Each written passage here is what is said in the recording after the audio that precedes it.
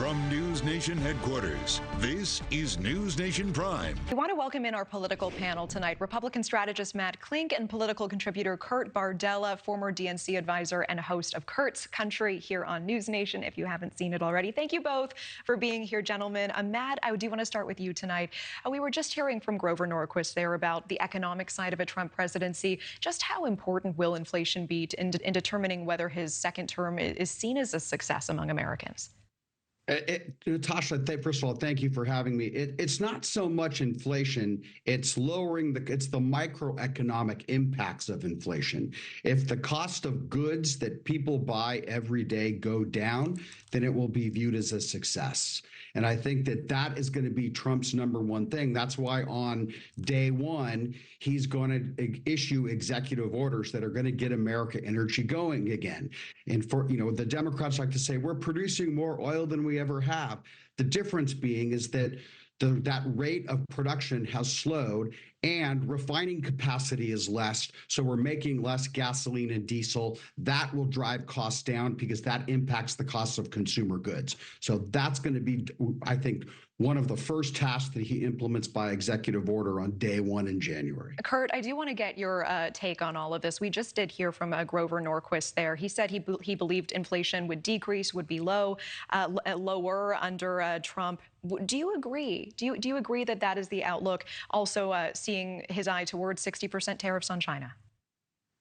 I mean, we'll see. I mean, listen, nobody sitting here today can, with any authority, actually tell you inflation is going to be X, Y, or Z a year, 2 years, 4 years from now. If they claim that, they're full of crap. No president controls the economy to that degree. What president can do is enact policies to either make it more likely that inflation could go down or exacerbate current conditions. I'm not entirely sure how we get to where we want to get to economically when part of the plan is to remove basically all the people who do the hard labor in this country that get paid crap wages but are willing to do the work. Well, if you get rid of those people, who's going to do that work? You're going to have to pay them more. That cost will get passed on to consumers. They'll end up paying more out of their pocket. That's not going to make anybody feel particularly very good about the economy under Donald Trump. The one thing that we do know is with Donald Trump's policies, the rich get richer, the poor get poorer, and the income divide in this country gets further and further apart from one another. Again, I'm not entirely sure how that's going to work out too well. Everybody who points to Ronald Reagan and trickle-down economics, they're clearly living in a black hole because trickle-down economics didn't really work out too well for the lower middle class in this country. The rich just get richer. I'm sure Donald Trump will take care of his good buddies like Elon Musk,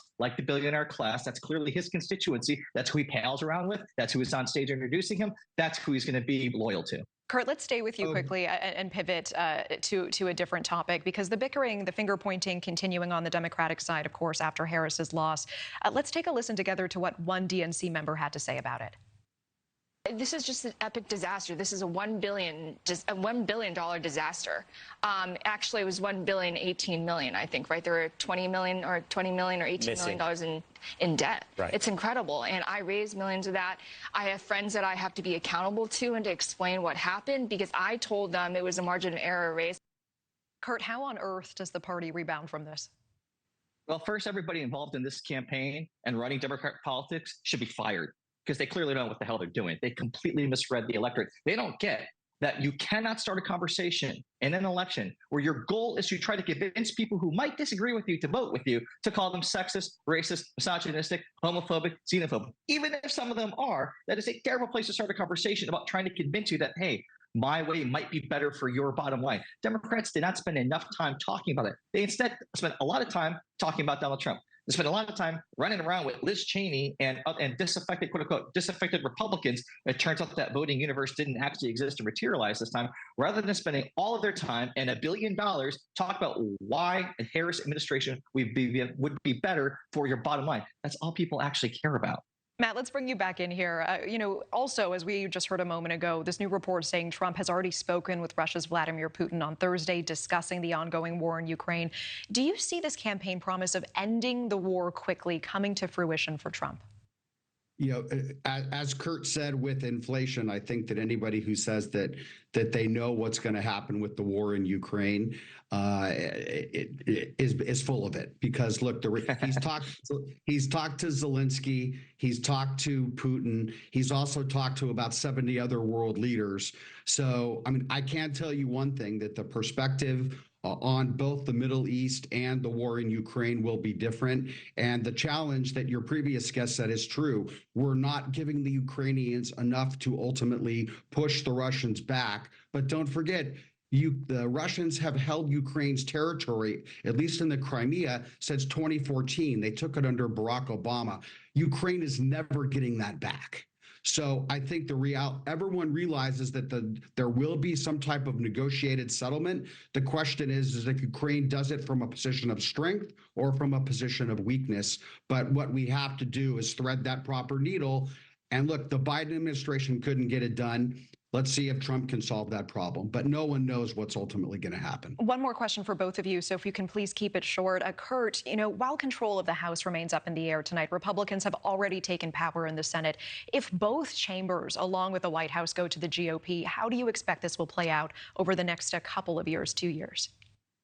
Well, I mean, especially in the House, we're talking about, again, another narrow House majority. We've already seen how the numbers make it very difficult to move things quickly and how it kind of gives an outsized impact or influence to a cluster of members that can kind of band together and go, hey, we don't really like this, so let's try to change it.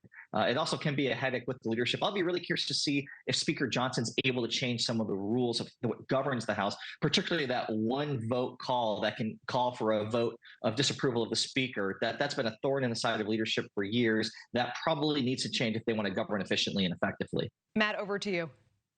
Real quick, Natasha, the Republicans, if they do control both the Senate and the House, they'll use reconciliation to push through the extension of the Trump tax cuts, and they don't need any Democratic votes to do it.